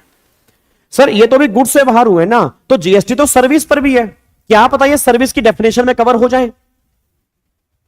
मैं आपको बार बार कह रहा हूं, जो बोलोगे वो पेपर में लिखोगे, गलत बोलोगे गलत लिखोगे, फिर तुम कहोगे सर पेपर क्या 100 नंबर का नंबर है 25 समझ नहीं आ रहे, बाकी 75 नंबर कटे कहां पे? क्योंकि जो तुम गलत बोलोगे ना वही तुम गलत लिखोगे। तो मेरा पूरी क्लास से क्वेश्चन है, अगर वो गुड्स से बाहर हो गया, कम ऑन यार, अगर वो गुड्स से बाहर हो गया तो क्या जीएसटी नहीं लगेगा? लग सकता है अगर ये सर्विस में कवर हो गया, बट हां अगर सर्विस की डेफिनेशन से भी बाहर हो गया ना, फिर हम कह देंगे भाई साहब इस पे जीएसटी लग ही नहीं सकता, बस ये पर ध्यान दो। तो आप मेरे को ये रिप्लाई करो सर ये गुड्स में कवर नहीं है। गुड्स में कवर ना होने का मतलब ये बिल्कुल भी नहीं होता इस पे जीएसटी नहीं लगेगा। हमें सर्विस की डेफिनेशन चेक करनी पड़ेगी, क्या पता यह सर्विस में कवर हो जाए। अगर सर्विस में कवर हो जाएगा तो जीएसटी की बातें होंगी, नहीं कवर होगा तो फिर हम कह देंगे इस पे जीएसटी नहीं लगेगा। क्या बात मेरी समझ में आ रही है? क्या बात मेरी समझ में आ रही है? चलो अब थोड़ा सा आगे बढ़ते हैं। तो उसने बोला goods means every kind of movable property other than, अब चेक करना अदर देन क्या बाहर निकाल दिया? मनी एंड सिक्योरिटीज, इन दोनों को बाहर निकाल दिया। सारे बच्चे एक बार चैट बॉक्स में लिख दें कौन सी चीजें गुड्स से बाहर निकाल दी, बताओ कम ऑन यार, जल्दी बता दो कौन सी चीजें इन्होंने गुड्स की डेफिनेशन से बाहर निकाल दी। अरविंद, अमन, जल्दी बताओ। सनी, रोशनी, राहुल, प्रशांत। गुड्स में कवर नहीं है, अगर सर्विस में नहीं है तो हाँ, तो फिर तो जीएसटी बिल्कुल भी नहीं है अगर दोनों से ही बाहर है। कौन सी बाहर निकाल दी? Money and security. अब अपने बोल दो मनी एंड सिक्योरिटी पर जीएसटी नहीं लगेगा, या एक बार हमें सर्विस की डेफिनेशन देखनी पड़ेगी? देखनी पड़ेगी। अच्छा, अगर इन दोनों को सर्विस से भी बाहर निकाल देंगे, अगर इन दोनों को सर्विस से भी बाहर निकाल देंगे ना, फिर इस पे जीएसटी नहीं लगेगा जी। तो अब एक बार ऐसा करते हैं, देख लेते हैं सर्विस की डेफिनेशन में क्या है जी। 2 मिनट लगेंगे, आपको मैं दिखा देता हूं। अब एक बार चेक करते हैं, ये रही आपके सामने सर्विस की डेफिनेशन। एक बार सारे के सारे बच्चे देख लो जी। हेलो भाई साहब, ओए इधर देखो ध्यान से, एक बार सारे के सारे बच्चे देख लो सर्विस की डेफिनेशन क्या है, ध्यान से पढ़ना। कह रहा है सर्विस मींस, ओ भाई साहब, ओए होए ओए होए होए होए होए होए होए, डेफिनेशन इंक्लूसिव है एग्जॉस्टिव है? एग्जॉस्टिव है। इसकी भी डेफिनेशन क्या है? एग्जॉस्टिव है भाई साहब, इंक्लूसिव नहीं है। सर्विस मींस डेफिनेशन एग्जॉस्टिव है। अब सारे बच्चे आंसर देना, सर्विस मींस एनीथिंग। बस आगे मत पढ़ना जी, आगे नहीं पढ़ना, मैं तुम्हें लो पढ़ना सिखा रहा हूं, ध्यान रखना जी। Service means anything. सारे बच्चे बोल दें एनीथिंग का मतलब क्या होता है जी। सारे बच्चे बस ये बोल दें एनीथिंग का मतलब क्या होता है जी। Service means anything, service means anything. Anything का मतलब क्या है? कुछ भी, और कुछ भी का मतलब होता है कुछ भी। मतलब भाई साहब क्या लो लिखने वाले ने क्या लो बनाया है भाई साहब, अपना कलेजा निकाल के बाहर रख दिया। मैं लो मेकर से पूछा, मैं कहा हेलो, ओ हेलो भाई साहब, हेलो इधर क्या है? कह रहा क्या है? मैं कहा क्या है? मैं कहा ये बता सर्विस का मतलब क्या है? कह रहा सर्विस मतलब कुछ भी। मैंने कहा सर्विस का मतलब क्या है? कह रहा सर्विस मतलब कुछ भी। लो बनाने वाला कह रहा है सर्विस मींस एनीथिंग। भाई साहब एक बात मेरे को बताना, अगर मैं इतना सा पढ़ता हूं तो क्या ये हाइलाइटर भी सर्विस है? कम ऑन यार, क्या ये हाइलाइटर भी सर्विस है? क्या ये त्रिशूल भी सर्विस है? क्या ये रिमोट भी सर्विस है? क्या ये कैलकुलेटर भी सर्विस है? क्या ये हैंकी भी सर्विस है? क्या ये जो माउस है ये भी सर्विस है? क्या ये पेन भी सर्विस है? अच्छा आपको नहीं लग रहा भाई साहब क्लेश ही हो जाएगा? अगर मैं इन सबको भी सर्विस बोल दूंगा तो मेरी क्लास का त्रिशूल बैच का भाई साहब हर बच्चा त्रिशूल के दिल से आंसर देगा। आपको नहीं लग रहा डबल टैक्सेशन हो जाएगा जी? कम ऑन यार, बोल दो, ओ बोल दो मेरे बच्चों, जल्दी बोलो। आपको नहीं लग रहा भाई साहब ये तो दिक्कत वाली बात है, डबल टैक्स हो जाएगा, क्योंकि ये तो गुड्स में भी कवर हो गया, ये तो गुड्स में भी कवर हो गया, और सर्विस मींस एनीथिंग, ये सर्विस में भी कवर हो गया। There is double taxation, there is a double taxation, इसीलिए इन्होंने अब आगे लिखा service means anything other than. अब अपने बोल देना, बिना देखे लो बनाना, बिना देखे लो बनाना। अदर देन में सबसे पहले इन्होंने क्या बाहर निकाला होगा? मैं चाहता हूं त्रिशूल बैच का हर बच्चा और चैट बॉक्स का रिकॉर्ड तोड़ दे, जो पहले 2000 था। देखता हूं तुम कितनी तेज चैट करते होंगे। सबसे पहले बता दो सर्विस में से इन्होंने क्या बाहर निकाला होगा? सारे बच्चे आंसर दे दो। सर्विस में से इन्होंने सबसे पहले क्या बाहर निकाला होगा? चैट बॉक्स को पागल कर देना भाई साहब, दौड़ा देना चैट बॉक्स को, जल्दी बताओ। सर्विस में से क्या बाहर निकाला होगा इन्होंने? बहुत बढ़िया, जबरदस्त, मैं कह रहा हूं भाई साहब नजारे आ गए। कम ऑन यार, सर्विस से क्या बाहर निकाला होगा इन्होंने? सर्विस की डेफिनेशन से क्या बाहर निकाला होगा? जल्दी बोलो फटाफट से जी। बहुत बढ़िया जी, वेरी गुड। सर्विस की डेफिनेशन से इन्होंने गुड्स बाहर निकाला होगा। अब सारे बच्चे रीजन बोलते हैं गुड्स बाहर क्यों निकाला होगा? क्योंकि गुड्स ऑलरेडी गुड्स की डेफिनेशन में कवर हो चुकी हैं, तो डबल टैक्स ना लगे, इसलिए इन्होंने गुड्स को यहां से बाहर निकाल दिया। आप मेरी बात को अप्रिशिएट करते नहीं करते जी? क्या आप मेरी बात को अप्रिशिएट करते नहीं करते? फटाफट से बोल दो जी, क्या आप मेरी बात को अप्रिशिएट करते हैं नहीं करते? फटाफट से बता दो जी।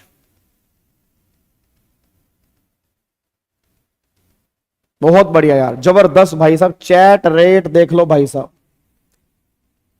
560 पे तुम्हारा चैट रेट दौड़ रहा है। कम है थोड़ा सा चैट रेट, बट फिर भी तुमने कमाल कर रखा है।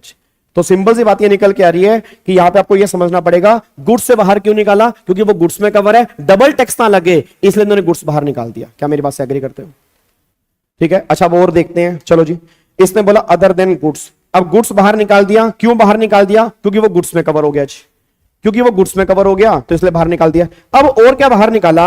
कहता मनी एंड सिक्योरिटी। ओए होए होए होए होए होए होए। भाई साहब ये बता दो, ये दो आइटम हमने कहीं और भी बाहर निकाली है? यार मैं कह रहा हूं तुम आंसर नहीं देते ना, मजा नहीं आता यार। तुम्हारे खून खून में जीएसटी मिक्स ना कर दूं, फिर मेरा पढ़ाने का फायदा नहीं है। मेरे को सारे बच्चे बताओ, मनी एंड सिक्योरिटी हमने अभी कहीं और से भी बाहर निकाला है, हमने अभी कहीं और से भी बाहर निकाला है। कहां से बाहर निकाला है? गुड्स से। अब इसको कहां से बाहर निकाल दिया? सर्विस से। कम ऑन यार, अब दोनों से बाहर निकाल दिया। अब छाती चौड़ी करके मुझे आंसर दे दो कि आप जीएसटी लगेगा नहीं लगेगा जी? सारे के सारे बच्चे मुझे आंसर दो जी। हाँ जी, सारे के सारे बच्चे मुझे आंसर दो कि आप जीएसटी लगेगा नहीं लगेगा। अगर ये यहां से बाहर हो गया, वहां से बाहर हो गया, अब सारे बच्चे बोल दो क्या इस केस में जीएसटी की बातें होंगी? आंसर इज नो, इस केस में कोई भी जीएसटी की बातें नहीं होंगी। रीजन, क्योंकि गुड्स से भी बाहर हो गया और सर्विस से भी बाहर हो गया, अब इस पे जीएसटी नहीं लग सकता। क्या बात से एग्री करते हो जी? क्या आप मेरी बात से एग्री करते हो? तो अब इस पे जीएसटी नहीं लगेगा। अब हम छाती ठोक के यह बात कह सकते हैं भाई मनी और सिक्योरिटी पर जीएसटी कभी नहीं लगेगा जी। बहुत बढ़िया मेरे बच्चे, बहुत बढ़िया। केएल राहुल बहुत बढ़िया जी, जबरदस्त, कमाल कर दिया भाई तुमने आज। मजे आ गए भाई साहब, पढ़ाने के भी मजे आ गए। पढ़ने का तो मेरे को पता नहीं तुम्हें मजे आ रहे नहीं आ रहे, पढ़ाने के मजे आ गए यार। अगर तुम ऐसे डेली पार्टिसिपेट करते रहो ना भाई साहब, सारी नॉलेज मैं तुम्हारे ऊपर रख दूं, वार दूं अपने आप को तुम्हारे ऊपर, अगर तुम ऐसे पार्टिसिपेट करते रहो।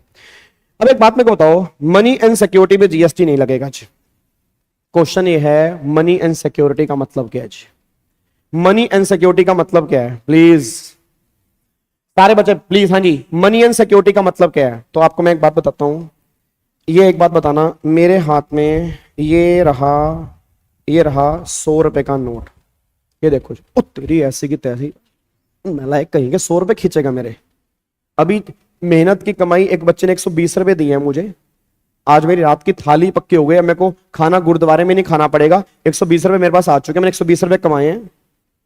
ठीक है, खींचना नहीं हाथ से। मेरे को ये बताओ, अब ये 100 रुपए का नोट है, क्या ये मनी है या नहीं है? क्या ये मनी है या नहीं है? यस है। इसको हम यूज करते हैं, तो गवर्नमेंट ने कहा ये 100 रुपए का नोट ना गुड्स है ना सर्विस है, इस पे जीएसटी नहीं लगेगा। मेरे पास ये 500 रुपए का नोट है जी, मेरे पास ये 200 रुपए का नोट है, ये 200 रुपए का नोट है, ये भी एक मनी है, ये भी एक मनी है। ठीक है ना, इस पे जीएसटी नहीं लगेगा, क्योंकि ना तो ये गुड्स है और ना ये सर्विस है जी।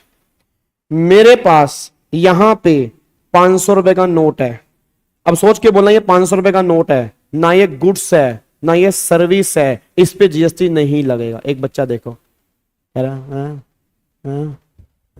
दे दो दे दो दे दो दे दो, चिल्ली पोटैटो खाने हैं, मोमोज खाने हैं, मोमोज खाने हैं गाबा सर। अच्छा अगर भाई साहब अगर मान लो कैमरे के बीच में अगर कोई ऐसा भगवान शक्ति दे दे पैसे खींचने की, तुम तो मेरे कपड़े फाड़ दो, तुम तो मेरी जेब फिर फाड़ के भाग जाओ।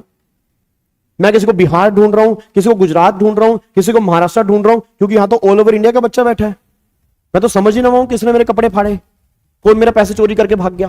ये तो शुक्र है भगवान का, हे भगवान तुमने कैमरे के बीच में कोई हाथ पैर नहीं लगाए। शुक्र है हम एक दूसरे को बस ऐसे ही देख सकते हैं। तुम हंस रहे हो इस टाइम तुम हंस रहे हो, मैं तुम्हें हंसते हुए देख रहा हूं, बट इतना कर सकता हूं मैं। हंस रहे हो ना तुम, तुम्हारे चेहरे पे स्माइल है ना, बस मैं इतना कर सकता हूं। यही तो, ये तो भगवान ने भाई साहब बहुत अच्छी बात कर दी है। तो तुम पैसा खींच के भाग जाते भाई साहब। मैं तो ढूंढता रहता, कभी इधर से भाग रहा हूं कभी उधर भाग रहा हूं भाई साहब, मेरे को पता नहीं कौन वो हो गया भाई साहब। शुक्र है भगवान का भाई साहब, शुक्र है।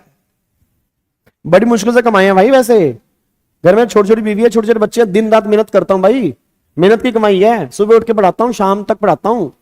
ऐसे नहीं 700 रुपए इकट्ठे किए, दिन की दिहाड़ी है मेरे। कहीं इसको चोरी करने की सोच रहे हो? हाँ नालायक कहेंगे। चलो जी, अब ये मनी जो है गुड्स और सर्विस से बाहर है। अब मैं आपको दिखा रहा हूं, एक बार देख लो मनी की डेफिनेशन क्या है। चेक करना मनी की डेफिनेशन क्या है। तो देखो जी, कह रहा है money means the Indian legal tender. Indian legal tender मतलब जो मैंने अभी तुम्हें दिखाया है, फॉरेन करेंसी, ये डॉलर हो गया, पाउंड हो गया, येन हो गया, cheque, promissory note, bill of exchange, letter of credit, draft, pay order, traveller cheque, money order, postal, electronic remittance, ये सब कुछ मनी में आएगा जो आरबीआई ने अप्रूव किया हुआ है। क्या मनी में नहीं आएगा, बस वो देख लो। वो कह रहे हैं ऐसी करेंसी जो आपने होल्ड की हुई है उसकी न्यूमिस्मेटिक वैल्यू के लिए वो मनी में नहीं आएगी। मतलब ऐसी करेंसी जो आपने होल्ड की है उसकी न्यूमिस्मेटिक वैल्यू के लिए वो मनी वाली कैटेगरी में कवर नहीं होगी। तो न्यूमिस्मेटिक वैल्यू का मतलब होता है ऐसी करेंसी जिसकी फेस वैल्यू जो होती है वो मार्केट वैल्यू के बराबर नहीं होती। इसको हम कह सकते हैं ओल्ड कॉइन्स। इसको हम कह सकते हैं ओल्ड कॉइन्स, पुराने जमाने के सिक्के। अब एक बात मैं बताना, आज अगर आप में से काफी सारे बच्चों के पास होंगे, आप मुझे बताना यहां पे, आप में से काफी सारे बच्चों के पास होंगे पुराने जमाने के सिक्के। 1 पैसे का सिक्का, 1 आना, 2 आना, 4 आना, 8 आना। अब बताओ क्या उनके फेस पर जो वैल्यू लिखी है क्या मार्केट में भी उसकी वैल्यू सेम है? बोल दो मेरे बच्चों, जो उनके फेस पर वैल्यू लिखी है क्या मार्केट वैल्यू सेम है? नहीं है ना। आज अगर 1 पैसे का सिक्का तुम मार्केट में लेके जाते हो तो मार्केट में 1 पैसे का नहीं बिकेगा, ज्यादा बिकेगा। आज अगर तुम 25 पैसे का सिक्का बहुत पुराना मार्केट में लेके जाते हो, महंगा बिकेगा। इसको बोलते हैं करेंसी न्यूमिस्मेटिक वैल्यू वाली। तो इस करेंसी को हम मनी में कवर नहीं करेंगे। अब सारे बच्चे बोल देना, अगर ये करेंसी मनी में कवर नहीं करेंगे तो क्या इस पे जीएसटी लगेगा? यस, इस पे हम जीएसटी की बातें कर सकते हैं। तो सारे बच्चे एक बात ध्यान देना, ओल्ड कॉइन्स पे जीएसटी की बातें हो सकती हैं, बस ये पर ध्यान दो। क्या मेरी बात से एग्री करते हो जी? तो ये आपके सामने मनी का मतलब है। और दूसरा सिक्योरिटी का मतलब क्या है? तो सिक्योरिटी वैसे जीएसटी एक्ट में डिफाइन नहीं है, बट आप सब जानते हो सेबी एक्ट में सिक्योरिटी को डिफाइन किया हुआ है। शेयर्स, डिवेंचर्स, ठीक है, बॉन्ड्स हो गया, ये सब कुछ सिक्योरिटी है। इन पे गवर्नमेंट कह रही है जीएसटी नहीं लगेगा। आज अगर आप मार्केट से कोई भी शेयर परचेज करते हो तो शेयर की परचेज वैल्यू पर या सेल वैल्यू पर कहीं भी जीएसटी नहीं है। बात समझ रहे हो? क्योंकि उस पर गवर्नमेंट लगाती है सिक्योरिटी ट्रांजैक्शन टैक्स। ना ना बिल्कुल भी नहीं ना, गलत कह रहा है भाई। ये कौन सा बच्चा ये? नहीं नहीं, कौन सा बच्चा ये? क्या नाम है? ऋतिक। ऋतिक भाई तू गलत कह रहा है। हेलो भाई तू गलत है। जीएसटी लगा है शेयर्स पे? नहीं लगा। पढ़ाना नहीं आता मुझे? कमाल है यार। जब मैं कह रहा हूं नहीं लगा, गलत बोल रहा हूं? अरे नहीं लगा, चेक करो। आपकी शेयर की वैल्यू पे नहीं लगा होगा मेरे बच्चे। जो डीमैट अकाउंट चार्जेस होंगे ना, डीपी चार्जेस जो होंगे, जो कमीशन होगा, जो ब्रोकरेज होगा, उसकी वैल्यू पे लगा होगा। शेयर की वैल्यू पे मतलब ही नहीं है तुम्हारे जीएसटी लगाओ। अच्छा हाँ हाँ सर, बात तो सही कह रहे हो। ठीक है ना, ये आपका आपके गाबा सर का दरबार है, टेंशन मत लो यहाँ पे। ठीक है, जो होगा सच होगा, सच के सिवा कुछ नहीं होगा। ठीक है, तो सिंपल सी बात ये निकल के आ रही है कि आपने अगर कभी भी देखा हो तो उसकी वैल्यू पे, शेयर की वैल्यू पे नहीं लगता, जो डीमैट अकाउंट के चार्जेस होते हैं, जो कमीशन होता है उस पे लगता है। और उस पे भी क्यों लगता है, अभी तुम्हें रीजन समझ में आएगा, उस वैल्यू पे भी क्यों लगता है जी। बट ये समझ लो कि शेयर की वैल्यू पे कभी जीएसटी नहीं है, डिवेंचर की वैल्यू पे कभी जीएसटी नहीं है, बॉन्ड्स की वैल्यू पे जीएसटी नहीं है, बस ये पर ध्यान देना चाहिए। क्या बात मेरी समझ में आ रही है जी? क्या बात मेरी समझ में आ रही है जी? लोग कर दें जी,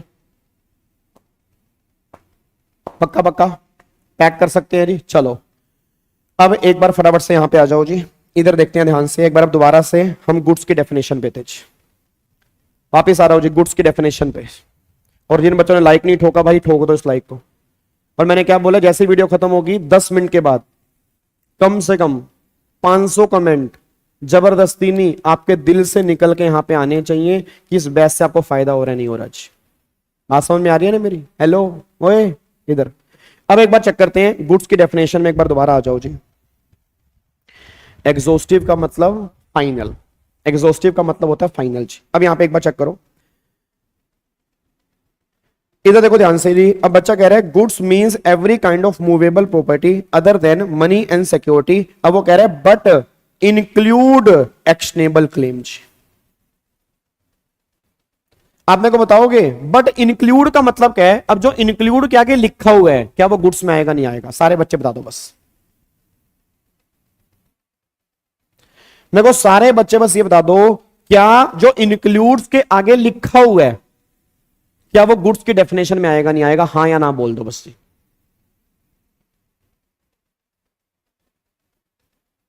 जल्दी बताओ जी, क्या वो गुड्स की डेफिनेशन में आएगा नहीं आएगा जी?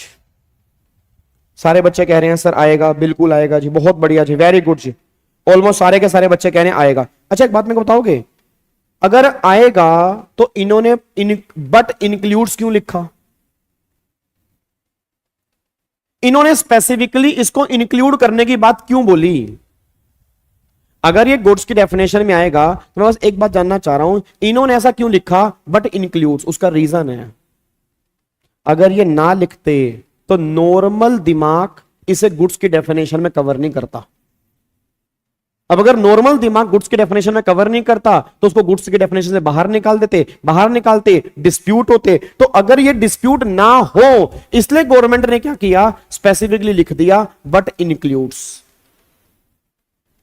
इट मींस गवर्नमेंट ये बात कहना चाहती है कि जो तुमने गुड्स के डेफिनेशन के अंदर पढ़ा, every kind of movable property, वो तो आएगा, इसको भी हम स्पेसिफिकली गुड्स के डेफिनेशन में कवर करेंगे।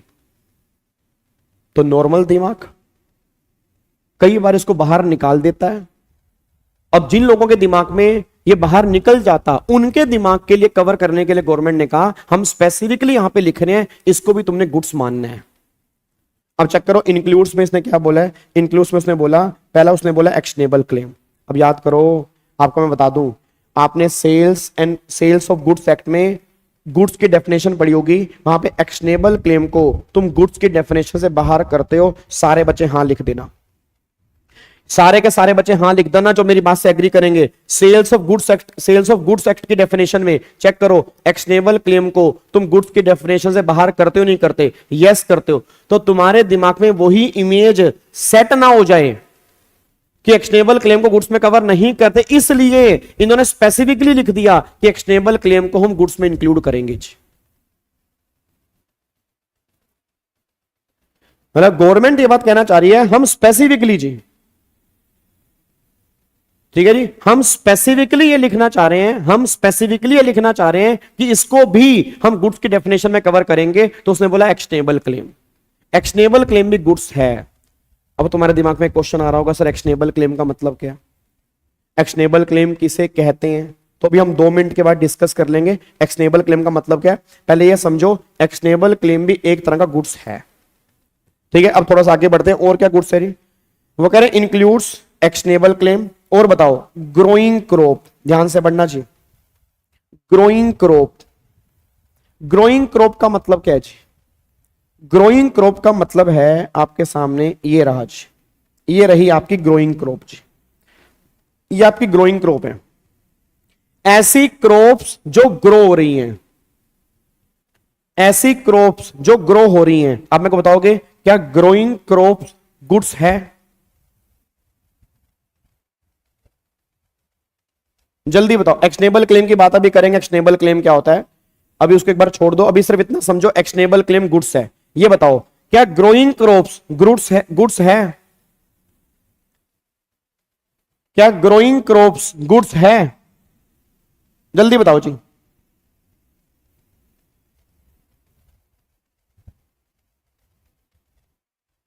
क्या ग्रोइंग क्रॉप्स गुड्स है?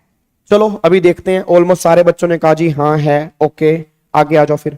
ग्रास, अगला वो कह रहे हैं ग्रास।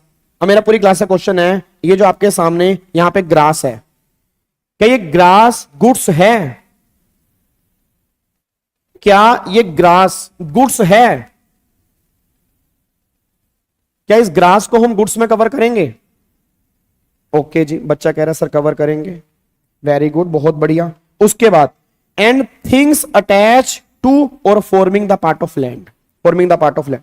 अगर कोई भी थिंग्स लैंड से अटैच है या उस लैंड का इनहेरेंट पार्ट है तो उसको भी हम गुड्स बोलेंगे। अब आपने जो बोला ना ग्रोइंग क्रॉप, ग्रास, ये सब गुड्स हैं, तो हम आपकी जानकारी के लिए बोल दूं आंसर इज नो।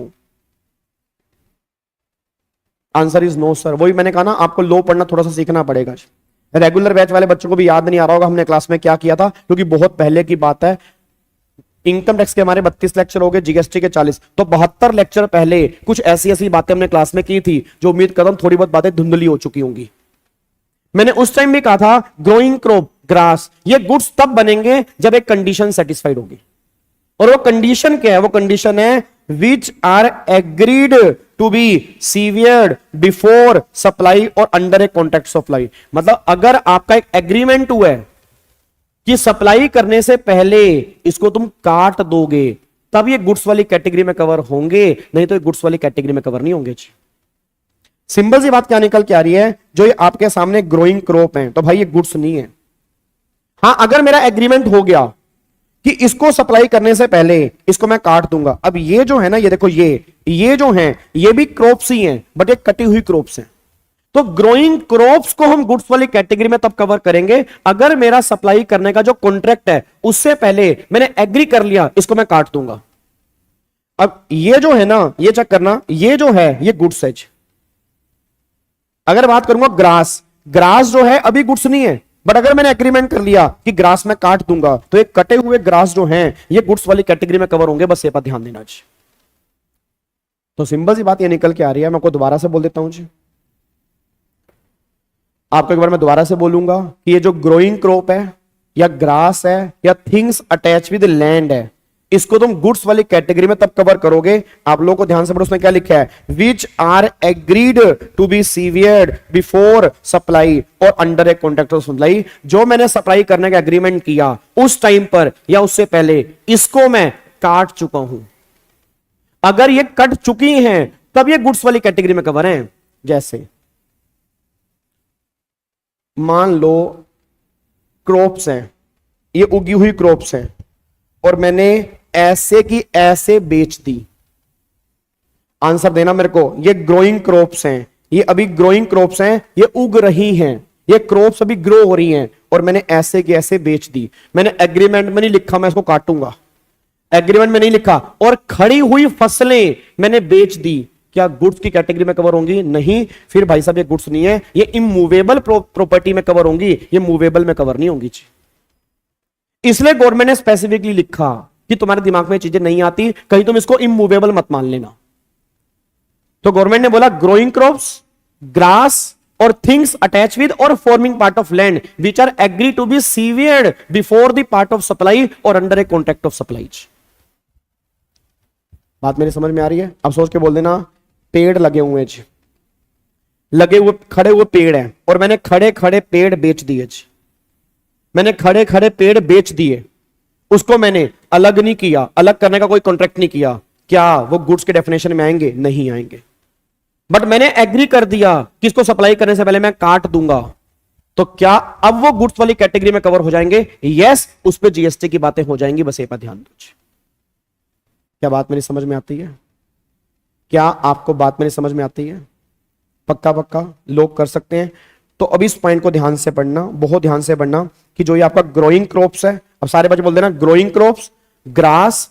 अच्छा बच्चा कह रहा है सर थिंग्स अटैच टू और फॉर्मिंग पार्ट ऑफ लैंड का मतलब क्या है?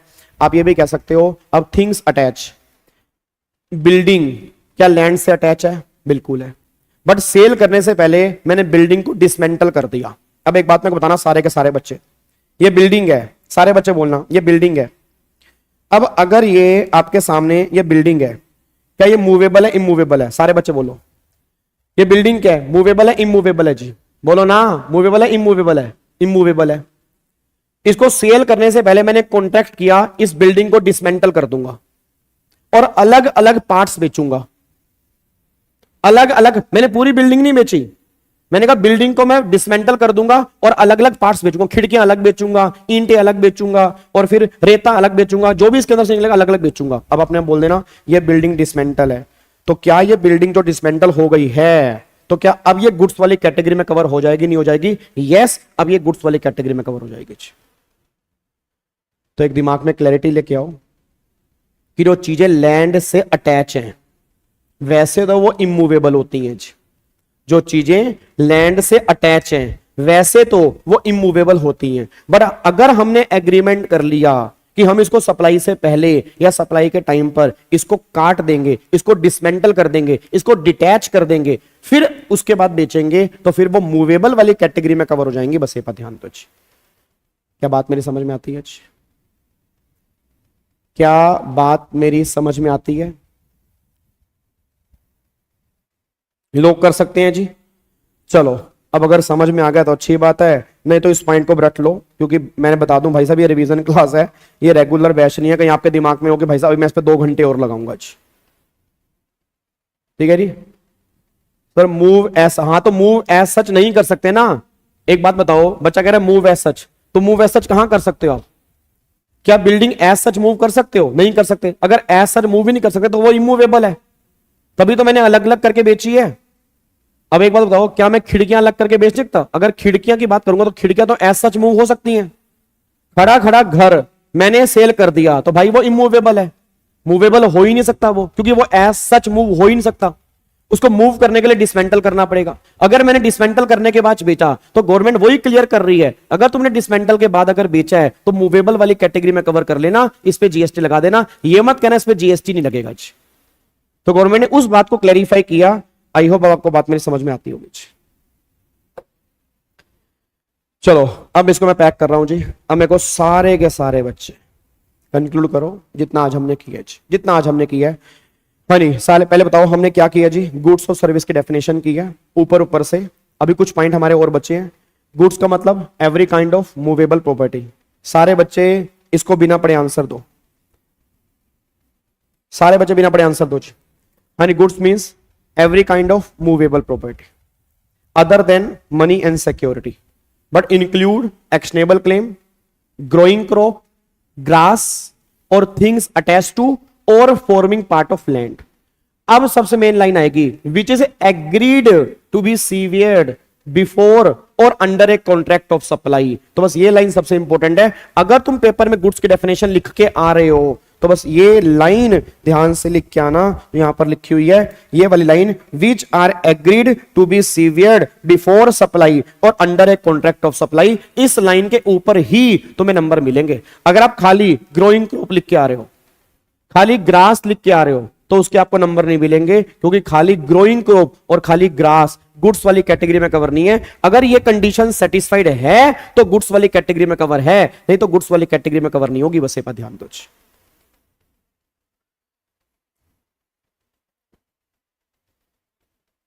क्या बात मेरी समझ में आ रही है? हाँ तो श्रेया मैंने कब कहा डिसमेंटल घर? डिसमेंटल जब घर ही डिसमेंटल हो गया तो अलग अलग आइटम जो है उसी को तो हम गुड्स कह रहे हैं। बने हुए घर को तो वैसे भी हम गुड्स नहीं कह सकते, वो तो वैसे भी इमूवेबल है, उसको डिसमेंटल तो करना पड़ेगा। जब वो डिसमेंटल होगा उसके बाद अगर अलग अलग आइटम बेचोगे तभी वो गुड्स वाली कैटेगरी में आएगा जी। अब मैं इसको पैक कर रहा हूं जी, ठीक है। अब मैं इसको पैक कर रहा हूं। अब एक बार फटाफट से आ जाओ, सर्विस की डेफिनेशन फटाफट से देख लेते हैं जी। अब देखो सर्विस में क्या कवर है। हाँ जी, service means anything other than goods money and security but includes, अब चेक करना, activity relating to use of money, हाँ जी, activity relating to use of money और its conversion by cash or by any mode from one form of currency or denomination to another form of currency or denomination for which a separate consideration is charged। मेरे को सारे बच्चे बोल देना क्या कहना चाह रहे हैं। कह रहे हैं जहां पर मनी का यूज करोगे या जहां पर मनी को कन्वर्ट करोगे उसको हम सर्विस बोलेंगे। अब मेरे को सारे बच्चे बोल देना मनी के यूज का मतलब क्या है। आज अगर आप बैंक से ड्राफ्ट बनवाते हो तो कमीशन लगता है, तो उस कमीशन पे जीएसटी की बात कर रहे हैं। आज अगर आप क्रेडिट कार्ड लेते हो तो क्रेडिट कार्ड की प्रोसेसिंग फीस होती है, मेंबरशिप फीस होती है, उस फीस पे जीएसटी की बात कर रहे हैं। आज अगर बात करूंगा लोन, तो लोन के बदले में प्रोसेसिंग फीस है, इंटरेस्ट है, उस सेपरेट कंसीडरेशन की बात कर रहे हैं। तो मतलब गवर्नमेंट ये बात कहना चाह रही है कि जहां पे मनी का यूज होगा, मतलब जहां पे सेपरेट कंसीडरेशन कुछ चार्ज किया जाएगा ना, उसको हम सर्विस वाली कैटेगरी में कवर करेंगे, उस पे जीएसटी लगेगा। अब सारे बच्चे बोल देना आज अगर डॉलर से रुपीज में कन्वर्ट करवाना है या रुपीज से डॉलर में कन्वर्ट करवाना है तो क्या मनी चेंजिंग एजेंट क्या कमीशन चार्ज करते नहीं करते? यस, उस कमीशन पे जीएसटी की बात होगी, बस ये पर ध्यान देना चाहिए। क्या बात मेरी समझ में आ रही है? उसके बाद देखो इसमें यहां पे क्या लिखा चाहिए, for the removal of doubt it is hereby clarified that expression service include facilitating और अरेंजिंग ट्रांजैक्शन इन सिक्योरिटी। मतलब जो लोग सिक्योरिटी की ट्रांजैक्शन फैसिलिटेट करवा रहे हैं, अरेंज करवा रहे हैं, पता किसकी बात कर रहे हैं? Stock broker. स्टॉक ब्रोकर की सर्विस पे जीएसटी है। जो डीमैट अकाउंट है, डीमैट अकाउंट में जो कमीशन है, जैसे मैंने कहा था ना कमीशन पे जीएसटी लगेगा, कहां से लगेगा ये एक्सप्लेनेशन कह रही है। सिक्योरिटी पे जीएसटी नहीं है, बट अगर सिक्योरिटी को फैसिलिटेट करवाने के लिए और अरेंज करवाने के लिए जो सर्विस दी जा रही है उस सर्विस पर जीएसटी है। तो ये बात कर रहे हैं स्टॉक ब्रोकर की बात कर रहे हैं, ये बात कर रहे हैं डीमैट अकाउंट की बात कर रहे हैं कि जो भी कमीशन का अमाउंट होगा ना शेयर्स को लेने के लिए, उस पे जीएसटी की बातें होंगी। वो ये बात कहना चाह रहे हैं, बस ये पर ध्यान दो। डिनोमिनेशन का मतलब होता है कन्वर्ट करना, एक करेंसी से दूसरी करेंसी में कन्वर्ट करना, उसको हम डिनोमिनेशन बोलते हैं।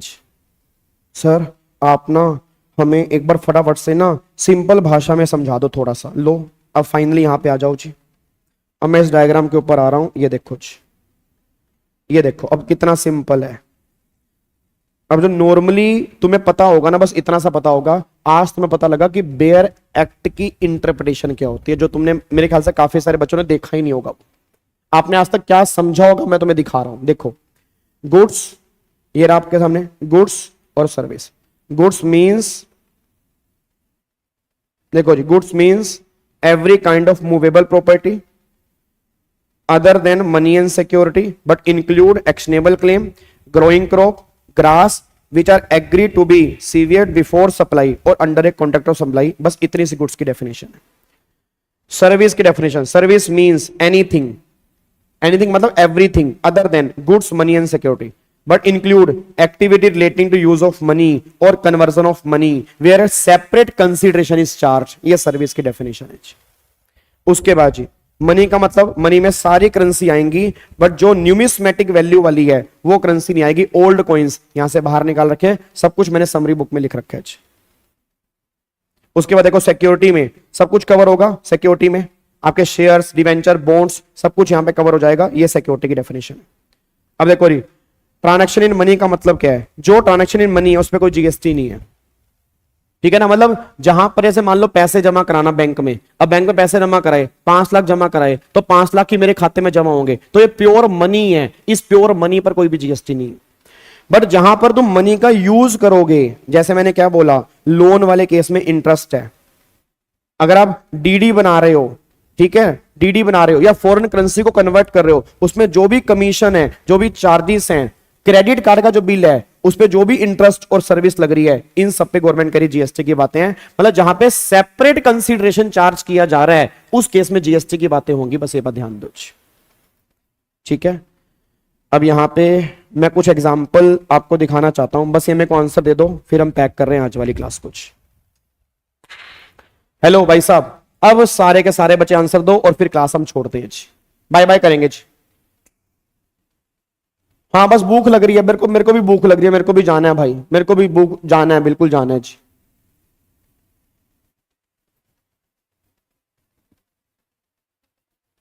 एक्सपायरी नहीं है, मार्केटेबल भी नहीं रहा, उस पे जीएसटी तो लग गई होगी, उस पे जीएसटी मैन्युफैक्चरिंग के टाइम पे लगी होगी, सेल पे नहीं लगी होगी। चलो अब यहाँ पे सारे बच्चे आंसर दो फटाफट से जी। एक्शनेबल क्लेम का मतलब अभी डिस्कस करेंगे, पहले मेरे को ये बताओ इसका मतलब बताओ फटाफट, सारे के सारे बच्चे लोग करो इसको जी। मनी, मनी बताओ, मनी जल्दी बोलो फटाफट से जी, जल्दी बोलो फटाफट से। मनी बताओ, क्या ये गुड्स है सर्विस है? ना ये गुड्स है ना ये सर्विस है। शेयर्स बताओ, शेयर्स ना ये गुड्स है और ना ये सर्विस है, इस पे कभी जीएसटी की बात नहीं होगी। फर्नीचर किसमें कवर होगा? फर्नीचर, फर्नीचर गुड्स बनेगा, फर्नीचर जो होगा वो गुड्स वाली कैटेगरी में कवर होगा और सर्विस वाली कैटेगरी में कवर नहीं होगा। स्टैंडिंग क्रॉप्स, अब बता दो स्टैंडिंग क्रॉप्स ऑब्वियस, अच्छा मैं यहां ध्यान रखना, ये स्टैंडिंग क्रॉप्स और ग्रोइंग क्रॉप्स जो है मैं ये डीम्ड कर रहा हूं कि ये सीवियड बिफोर सप्लाई है, तो इनको हम गुड्स की डेफिनेशन में कवर करेंगे, सर्विस की डेफिनेशन में कवर नहीं करेंगे, ये बात ध्यान देना चाहिए। तो स्टैंडिंग क्रॉप्स और ग्रोइंग क्रॉप्स अगर सीवियड्स बिफोर है, मतलब कॉन्ट्रैक्ट ऑफ सप्लाई, तो गुड्स में कवर है। एसी किस में कवर होगा जी? गुड्स की डेफिनेशन में कवर होगा।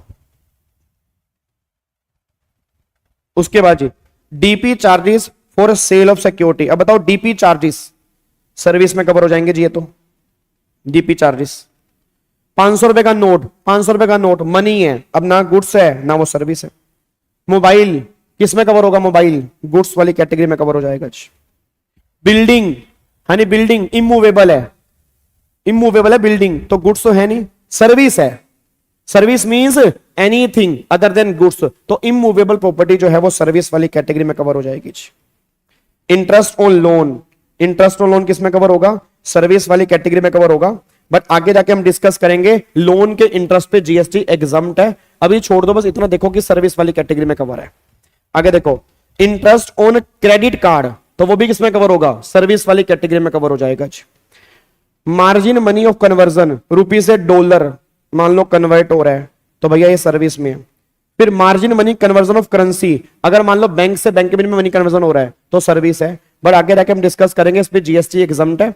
अभी वो छोड़ दो, एग्जम्पशन वाला पॉइंट छोड़ दो, अभी दिमाग में लेके चलो कन्वर्जन ऑफ मनी है, सेपरेट कंसीडरेशन है तो सर्विस है।